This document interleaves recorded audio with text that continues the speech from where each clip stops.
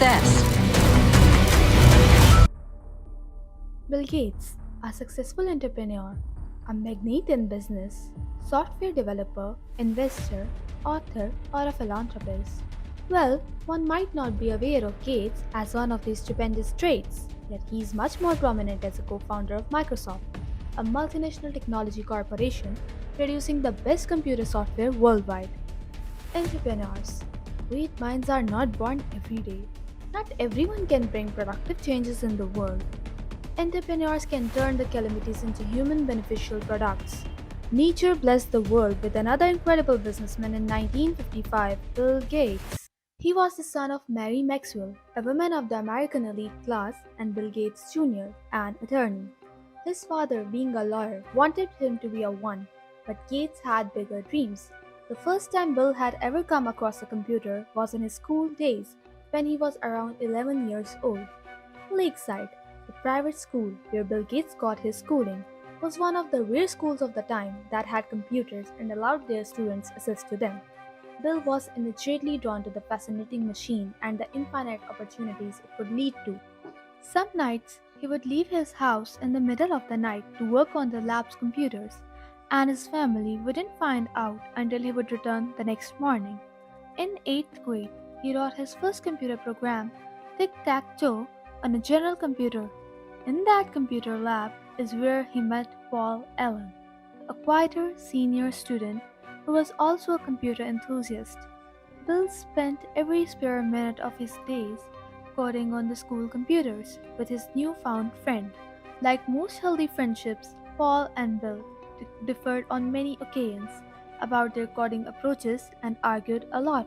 Nonetheless, the pair had a great bond as well that led to them starting their first ever business venture together, which was a software called Traffic Data that sold local traffic data to government organizations.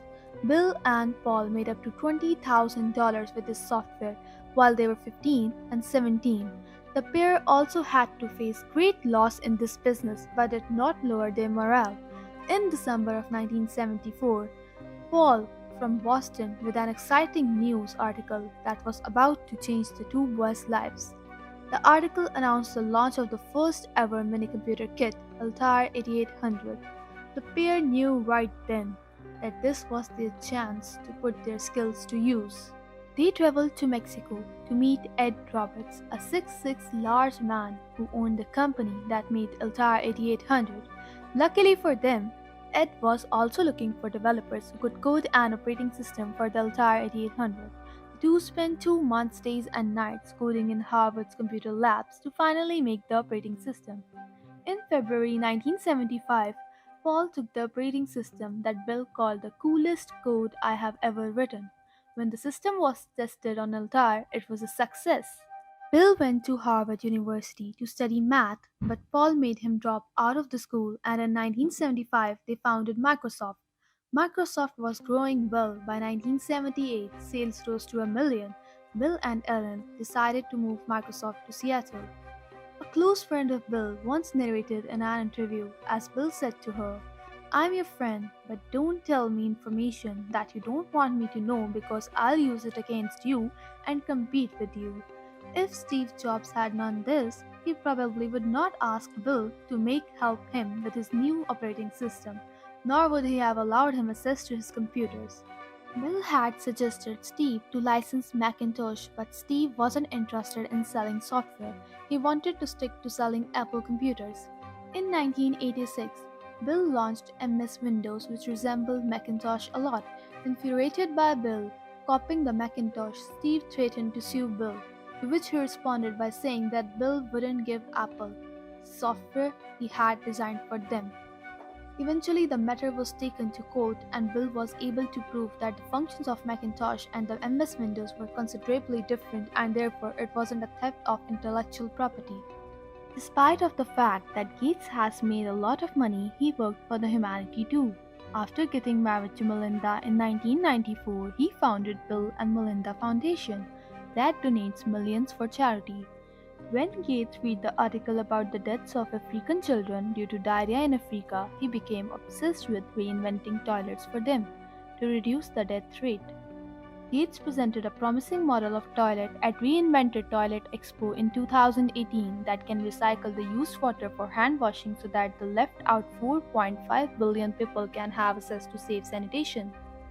Bill Gates' second major goal was to eradicate polio from the world, so he worked for it. Such today, polio exists just in Pakistan, Afghanistan, and Nigeria. Microsoft operating systems were used on 95% of the world's computers, but people believed there were better products in the market, but they couldn't come to the market because it was dominated by Microsoft.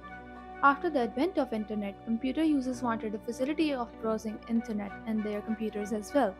This led to Microsoft developing Internet Explorer, but before Windows 98 could be launched, Bill had another charge filed against him. In March 1988, Bill was charged against running illegal monopoly. Eventually, he couldn't launch Internet Explorer with the Windows 98. The Justice Department of 20 states filed an antitrust against Microsoft. Bill was considered a bully that simply wanted to capture the market not by creating better products but by using the wealth that he had. Even to this day, when Bill is no longer the CEO of Microsoft but is only one of the advisors, he is still rumored to be working against the welfare of humankind. It takes 20 years to build a reputation and 5 minutes to ruin it. If you think about that, you will do things differently. Who could think that Bill, who once was a young poor boy with higher ambitions and extraordinary mind, has been accused of manipulating people's lives with his insane strategies?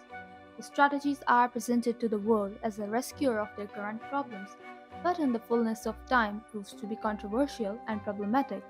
Bill Gates, the name which millions of people seek for inspiration, but it is very unfortunate that every big name has been associated with some dark myths, facts, and secrets. He predicted another pandemic after COVID 19. His words are, "We will have another pandemic. It will be a different pathogen next time." It is said that he believes in depopulation of mankind.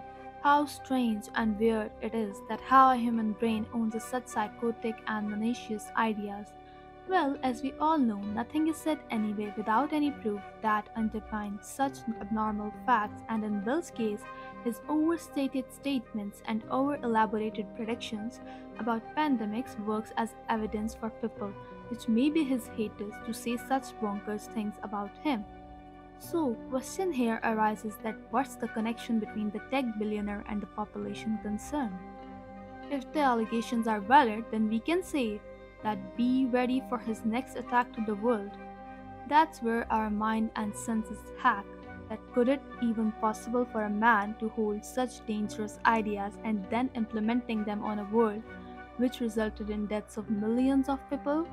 Few years back, it was revealed that Bill Gates' firm has invested 80 million into the development of a smart city in Arizona named Belmont. According to real estate investors, the smart city will create a forward-thinking community with communication and infrastructure spine that embraces cutting-edge technology designed around high-speed digital networks, data centers, new manufacturing technologies, and distribution models. Well, despite of being a technical entrepreneur, another controversial statement of Bill Gates was recorded by BBC News in which Bill declared, "I know everyone's license plates, so I could look out in the parking lot and see when people came in and when they are leaving." Well, this statement is quite problematic to a common man as he tends to evaluate several unanswered questions in his mind. Why does he need to keep a check on every human being? What's his benefit in it? Why did he do that? These queries are still unresolved. Surprisingly, Bill Gates don't know any other language except English. In an interview, he admitted that he feels pretty stupid that he doesn't know any foreign languages.